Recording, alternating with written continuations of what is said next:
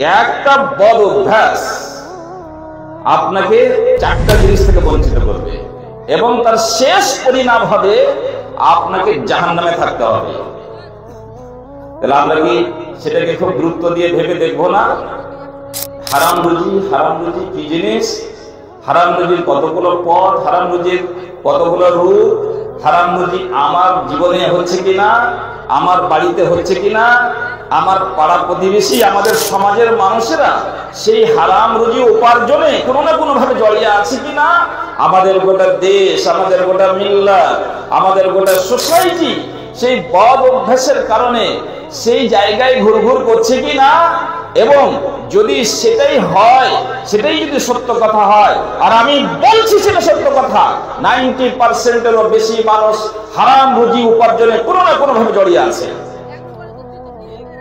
তাহলে 90% হোক আর 90.5% হোক আর 98% হোক আর 99.9 হোক, পয়েন্ট নিয়ে কিছু আল্লাহর আছে জানি না।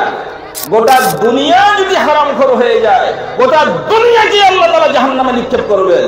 অত বড় জাহান্নাম আল্লাহ বানিয়ে রেখেছেন। সংখ্যা কতটি পাপী, সংখ্যা কতটি মুমিনের, সংখ্যা কতটি মুসলমানের, এটা আল্লাহর কাছে ফ্যাক্টর নয়। আল্লাহর অতগুলো জান্নাতও আছে, আল্লাহর অতগুলো জাহান্নামও আছে। আপনি জাহান্নামে গেলেও আল্লাহর কিছু যায় আসে না, আপনি জান্নাতে গেলেও আল্লাহর কিছু যায় আসে না।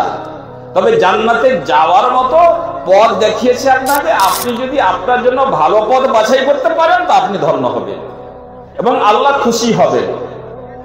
আল্লাহ এটা চায় যে আমার বান্দারা যেন কষ্টে না থাকে।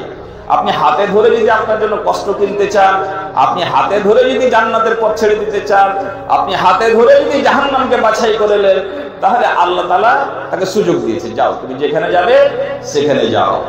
তাহলে আসুন আজকের এই বক্তব্য আমরা একটা হাদিসকে সামনে রেখে সেই হাদিসের মোটামুটি ব্যাখ্যা করতে করতে আমরা একটু একটু করে বুঝে যাব যে হারাম রুজি উপার্জনের সম্বন্ধে আমাদের শরীয়ত, আল্লাহ এবং তার রাসূল কি দিক নির্দেশনা আমাদেরকে দান করেছেন এবং তার ভয়াবহতাটা কতটা সেটা আমরা বুঝতে এবং আজ করতে পারবো। এই ভাই উঠে যাচ্ছে কেন? বসো না, খুব হালাল খাইছো নাকি? বসো। সহিহ মুসলিমের মধ্যে একটি হাদিস এসেছে, আলেম ওলামাদের কাছে খুবই সুপরিচিত হাদিস। হযরত আবু হুরায়রা রাদিয়াল্লাহু তাআলা আনহু হতে বর্ণিত, তিনি বলছেন ক্বালা রাসূলুল্লাহ সাল্লাল্লাহু আলাইহি ওয়াসাল্লাম, আল্লাহ রাসূল বলছেন, ইন্নাল্লাহা তাইয়্যিবুন লা ইয়াকবালু ইল্লা তাইয়্যিবান।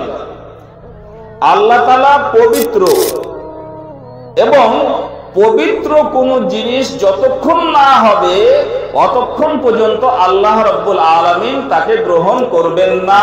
আবার রিপিট করছি, আল্লাহ তাআলা পবিত্র এবং যেহেতু তিনি পবিত্র, তিনি কোন জিনিসকে অতক্ষণ পর্যন্ত গ্রহণ করবেন না যতক্ষণ সেই জিনিসটা পবিত্র না হবে।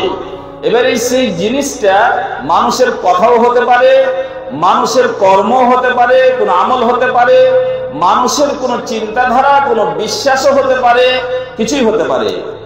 আল্লাহর নামে যে জিনিসটা উৎসর্গ হবে, আল্লাহর জন্য যেই কাজটাই করা হবে, আল্লাহকে সন্তুষ্ট করবে এরকম ভেবে চিন্তে বা ইবাদত বান্দেগী মনে করে কোনই কাজ আপনি করবেন, সেটা ততক্ষণ আল্লাহ রাব্বুল আলামিন গ্রহণ করবেন না যতক্ষণ না সে পবিত্র হবে।